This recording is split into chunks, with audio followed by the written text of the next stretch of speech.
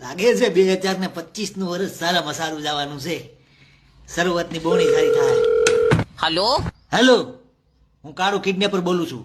તારો છોકરો મારા કબજામાં છે. પેલા તો ઈ કે એવડો મોટો કબજો કયો દરજી સીવે છે મારો છોરો તારા કબજામાં હમાઈ ગયો. અરે કબજામાં એટલે મેં તારા છોકરાને ઉપાડી લીધો છે એમ. તારી માએ તને ભેંસનું દૂધ પાયું હોવું જોઈએ, બાકી મારો છોરો કોઈથી ઉપડે નહીં હો. પૂરો 70 ને 5 કિલાનો છે. ધન છે તારી જનતાને. અરે કેમ સમજાવવાનું? અરે બાબા, મેં તારા છોકરાને પકડી લીધો છે. મારો છોરો દોડતો તો નહીં, ઈ તો હાલતો જતો તો હતો. પકડી કેવી રીતે લીધો ઈ કે? અરે બોણીમાં જ ભટકાણો. આ માંડ નવો ધંધો ચાલુ કર્યો હોય તો મને લાગે છે બોણી જ ફેલ જાય. અરે સફરજન, હું તારા છોકરાને લઈ ગયો છું. તો તારું ભગવાન હારું કરે. લાઈ 10 લાખ દે. અરે હું કેમ પૈસા આપું? તું લઈ ગયો ને મારા છોરાને? હા તો તારે લઈ જવાનું હોય ને તારે મને પૈસા આપવાના હોય. તો તું લઈ ગયો તો મને દીધા? અરે પણ હું કેમ પૈસા આપું? અરે તું લઈ ગયો ને મારો છોરો, નો સમજાણું? નહીં, છોરો કોનો છે? તારો.